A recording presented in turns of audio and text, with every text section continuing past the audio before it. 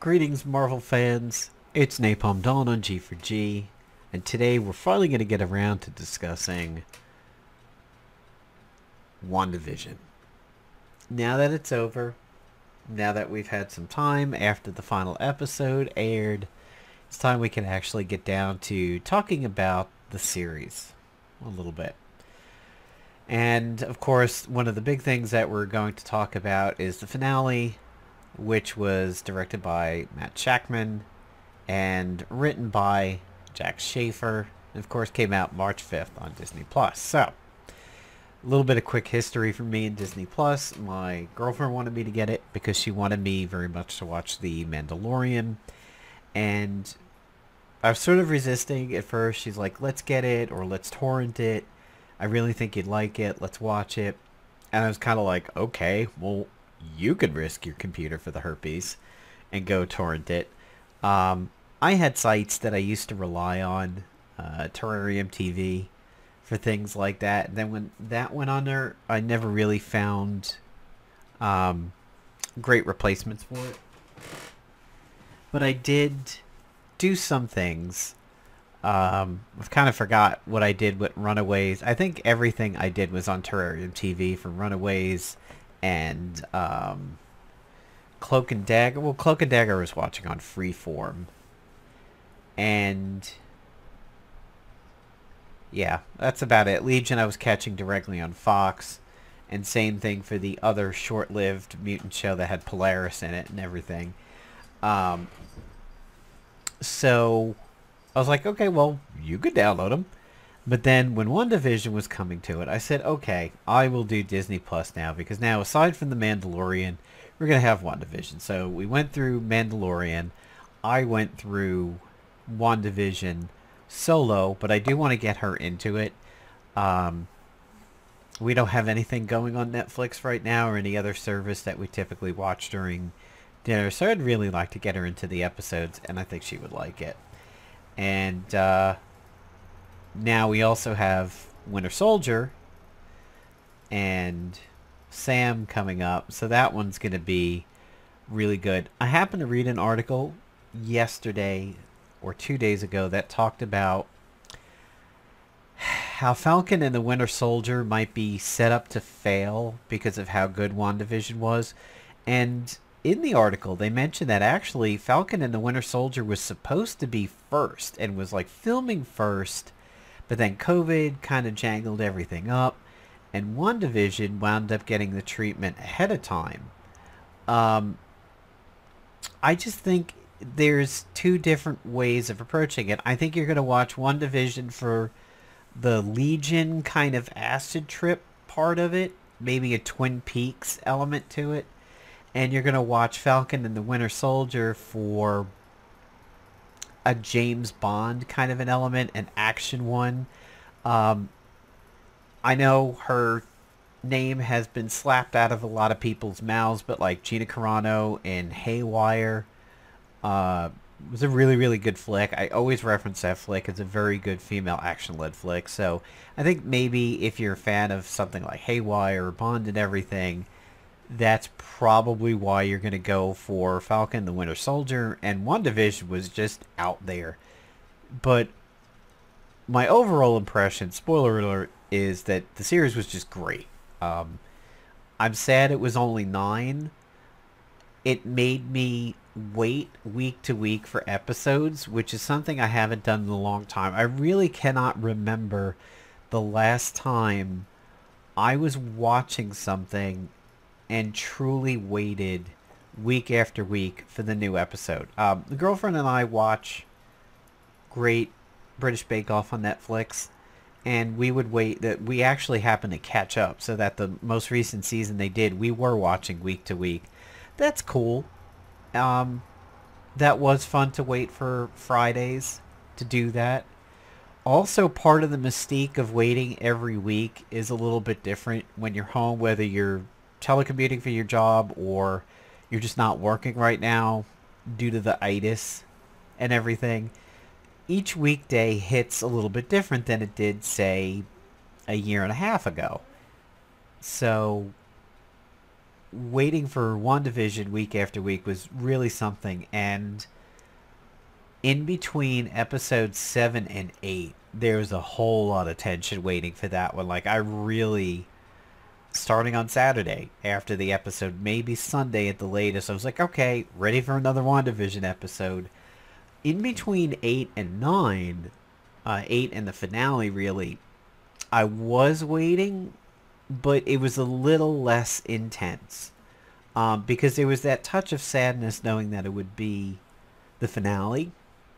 And that was sort of tempering the desire to just quickly get through the week and get that last WandaVision episode out of the way. So, interesting things about WandaVision. Her costume, when she fully morphs at the end, was Elizabeth Olsen saying, I really don't want to do what happened in Infinity War with the corset look and the cleavage and everything. So this is classic Scarlet Witch. And as we know, the headpiece did arrive in the series. And also in the Halloween episode, we have something close to Scarlet Witch.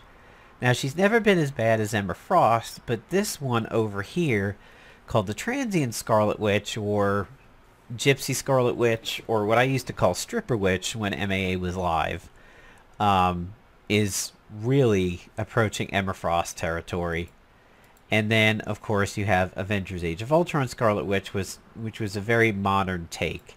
And in MAA's history, I never liked the Scarlet Witch at all. This was not because of looks. This was my favorite one, with the exception that she was limited to the 2 E-ISOs, and of course she had really, really good E-ISOs at the time.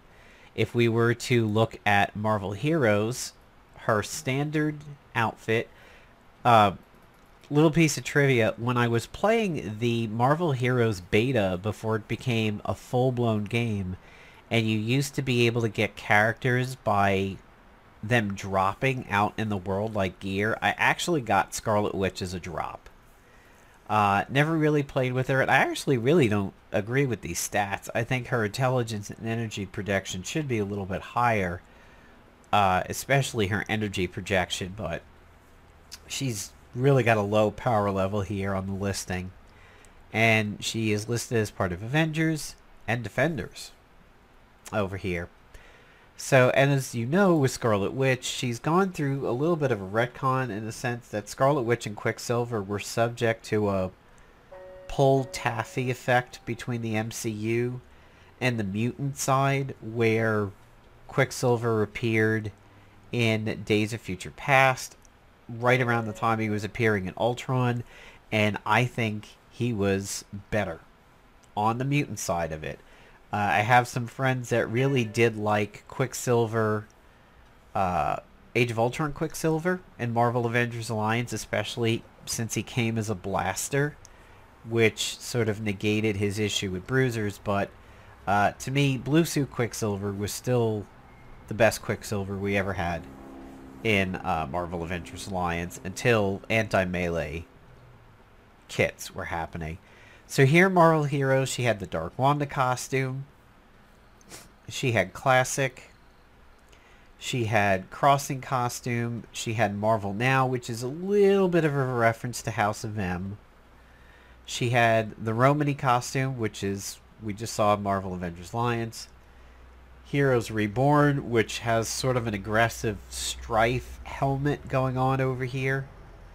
House of M, the infamous No More Mutants. Scarlet Witch Ultimate, which kind of looks a little bit like X-23. Wiccan, who is one of her kids, really. Age of Ultron movie. All new, all different, with her chaos powers really showing.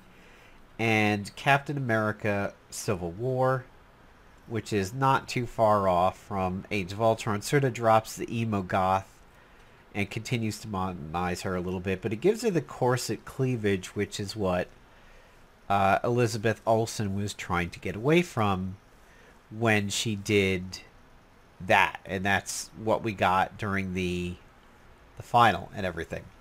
I don't like that Quicksilver nearly as much as I like the mutant side, and I really hated the retconning of Scarlet Witch and Quicksilver over to be miracles rather than mutants. So, of course, one of the big things that was going on with the finale is, were we going to see Mephisto and Nightmare? And Marvel, of course, or the MCU, did not give us that.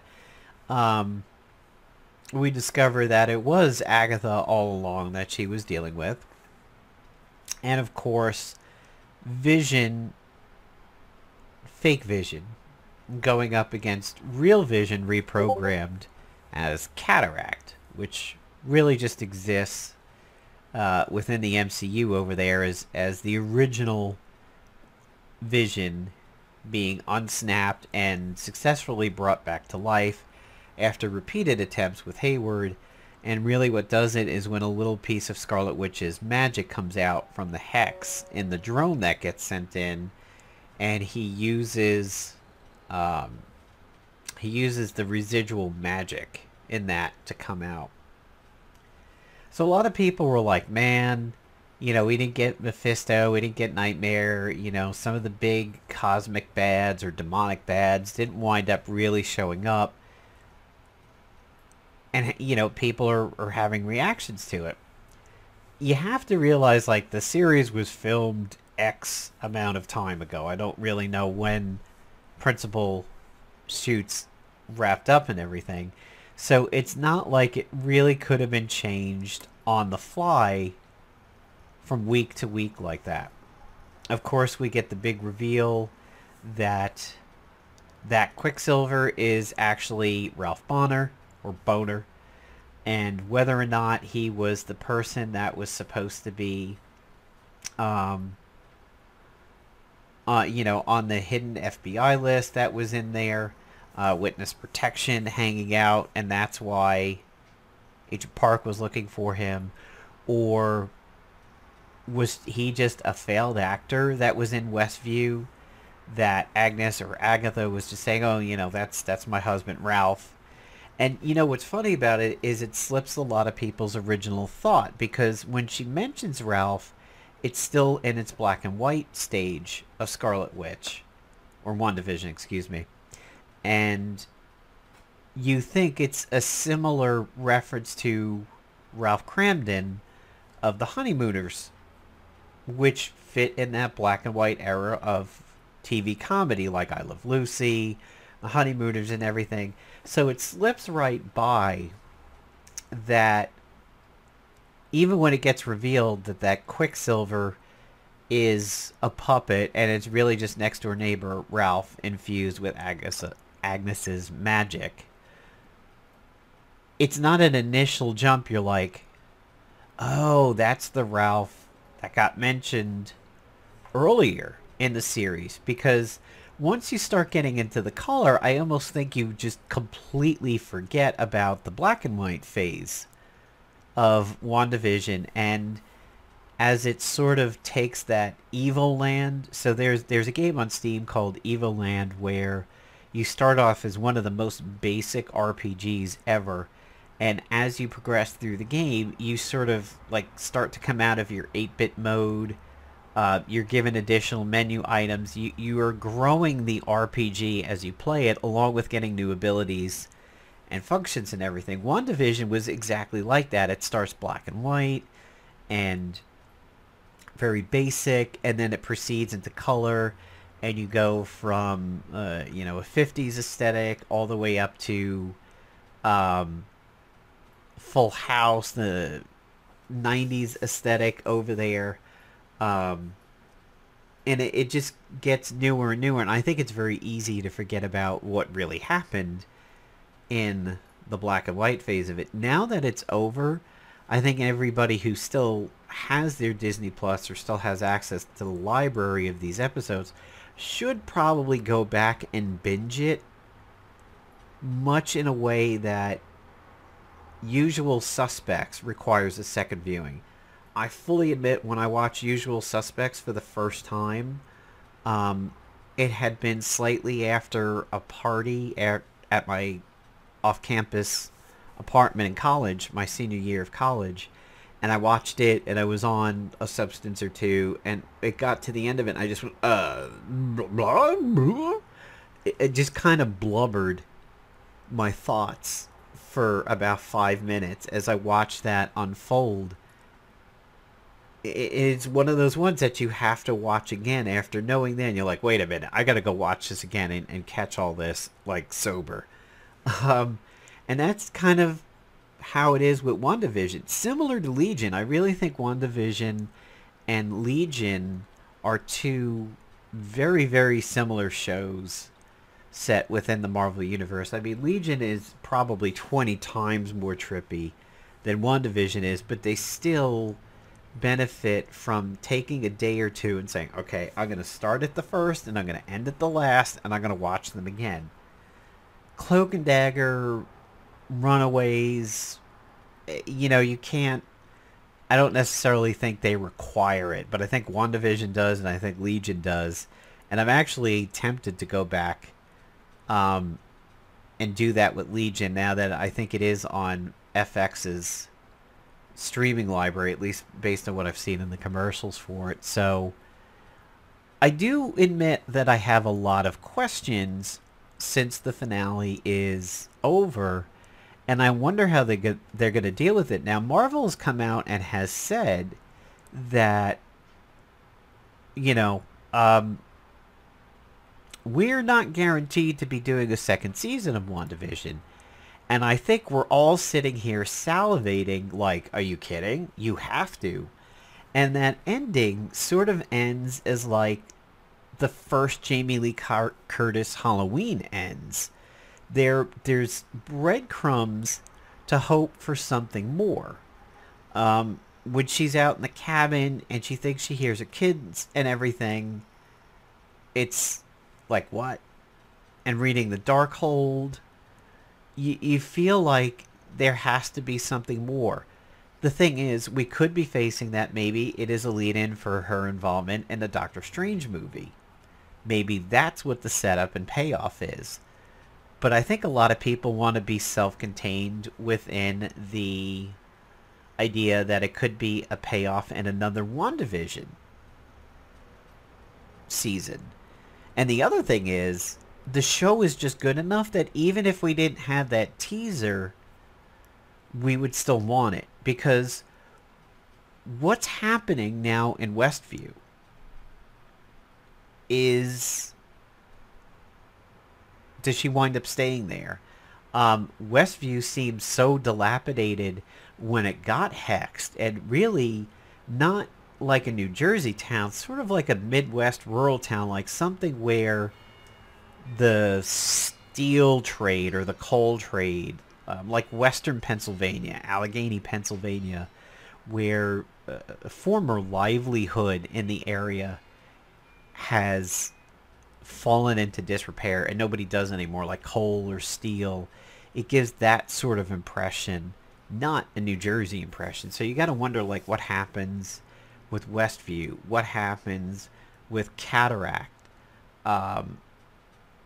and those aren't teasers. I mean, it just flies off. So what is happening to that vision? Will we ever see that vision again? Will it come into play not just in a second WandaVision season, but in other places in the MCU? Where do we go from here for Scarlet Witch in general? She was such a major player in the late Avengers films. Where does she go? Does she stay self-contained within WandaVision TV?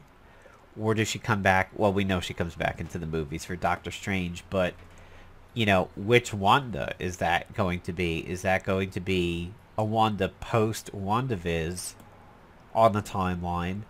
Or maybe Wanda from another spot? Maybe WandaVision is after Doctor Strange 2. I don't think we necessarily know that yet, but seeing this sort of Brady Bunch-ish layout to this screenshot over here reminds me that when I was originally moving to North Carolina and I was looking at apartments, there was a stairs in an apartment that I was looking at. I called them the Brady Bunch stairs because, they were open back and open on 3 out of the 4 sides.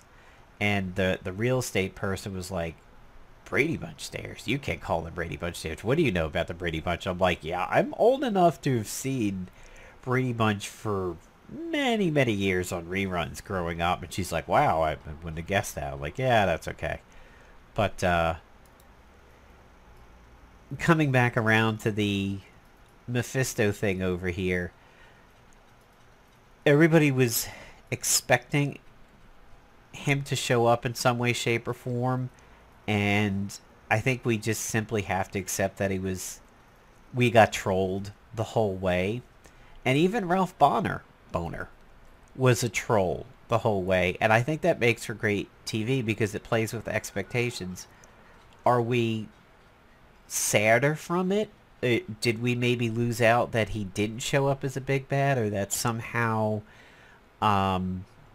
it wasn't really related to the Quicksilver that we know, other than just a person puppeted with his powers and everything? Yeah, maybe we are the lesser that they aren't some kind of a big reveal. And then it just wound up being a puppeted neighbor. But, I mean, there's still so many questions that the final episode gives us that I hope the reaction to WandaVision Season 1 makes them continue to want to do it. And that the payoff isn't just a Marvel movie. You know, how maybe Scarlet Witch will show up in a Marvel movie down the road. I really hope they take the fan love of WandaVision and give us another season of it. I mean, even just the love aside, the Vishon meme on Twitter reimagining Vision in his turtleneck with the gold chain and looking like The Rock's infamous Young picture where he has the gold chain and the fanny pack and he's got the one leg up and everything.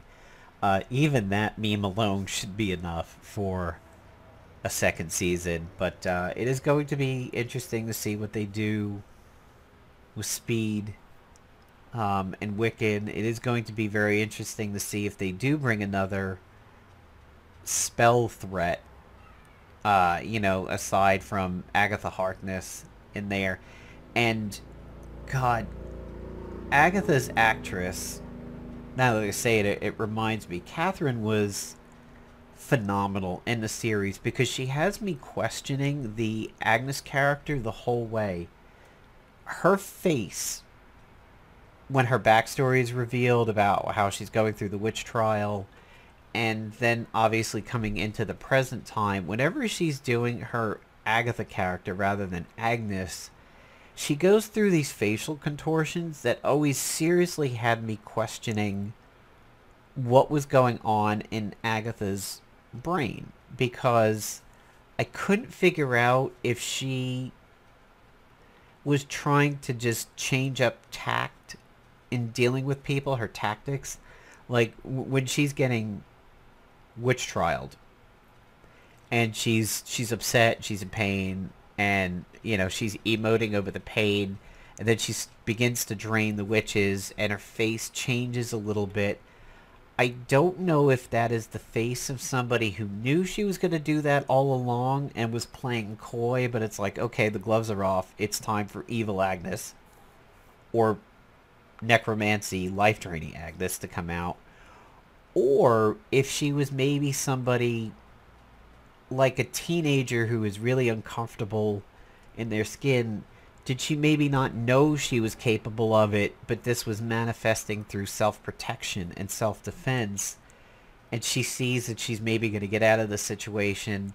If you watch her in those scenes, the way her face contorts between evil and malice and also pain into a happy, plotting, thinking she's going to be invincible face, she does it very well in the last few episodes, to the point where I cannot gain a bearing on actually what I'm watching. And I have a million questions, and I want to ask them of some people who can answer it.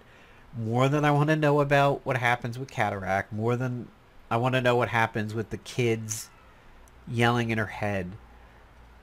I want to pick Catherine's brain and figure out, like, what was she thinking as she was going through those scenes. Was she playing coy until the right moment for the Uno reversal card to come out? Or was she cornered and then part of her powers manifested in self-preservation? And I'm really insanely curious of that. Nobody's talking about it. I never see anybody commenting on that part. Obviously, she's getting kudos as a great actress in the role, and the wink has become a meme and everything. But I do really wonder what was actually happening with the character in those moments that her face kept contorting between struggle and pain to the smile of somebody that's like, I have a stronger power than you. I'm about ready to win this, cheerfully, demonically. That is one of the things that I really get from the series more than any of the other cliffhangers, is what was going on. And I also wonder what's going to happen to her if she's left alone in real Westview to continue to play the Agnes character for eternity. Will Agatha ever be able to exert her free will in the situation and break out of it and become a factor again?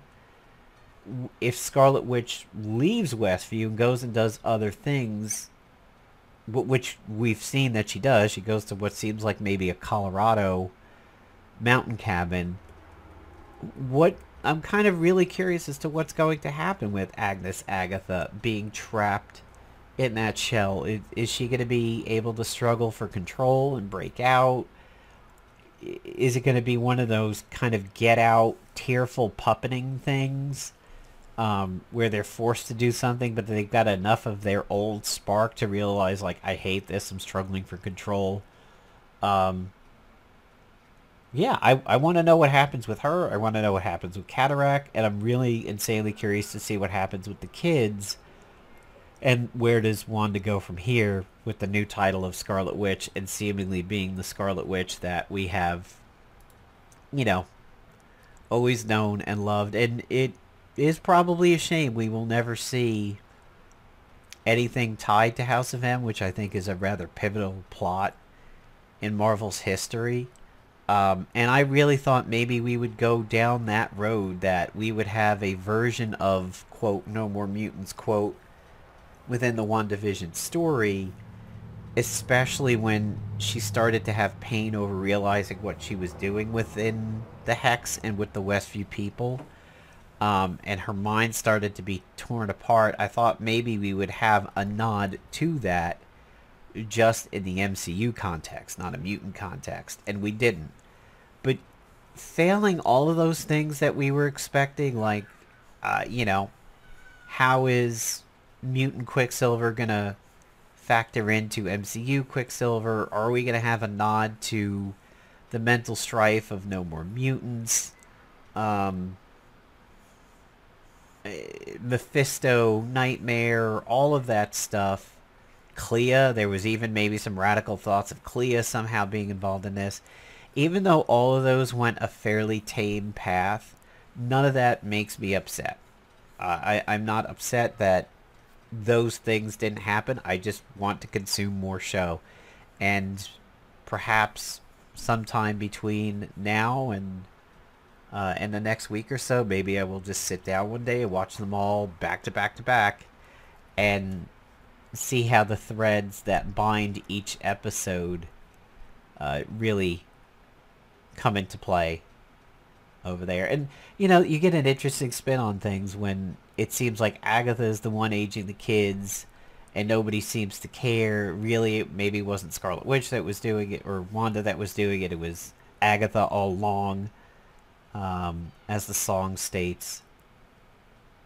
So yeah, I think I'm going to watch it like all back to back to back to back one more time just to get my enjoyment out of it. And now just patiently wait for Falcon and the Winter Soldier, which should be coming around the same time we get Hawkeye in Marvel's Avengers and the new grindy leveling that they're going to state they're doing there. So I want to make sure I polish off my Kate Bishop before they changed the leveling a little bit. So what did you guys think of WandaVision? What did you think of the stuff that I talked about? How disappointed are you that some of the more fantastical theories of Mephisto and Nightmare and all of that didn't come?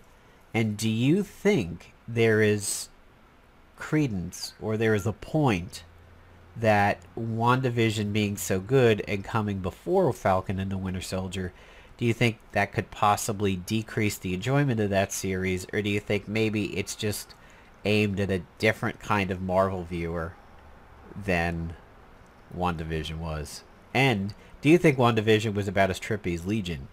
I think Legion's far trippier, very much so. Professor X's kid is known for really being mentally unstable, but when I draw some of the parallels in the trippy nature between WandaVision and Legion, do you guys agree with that? So, thanks for checking out my little wrap-up here of WandaViz now that it's over, and hope to see you guys in the next video.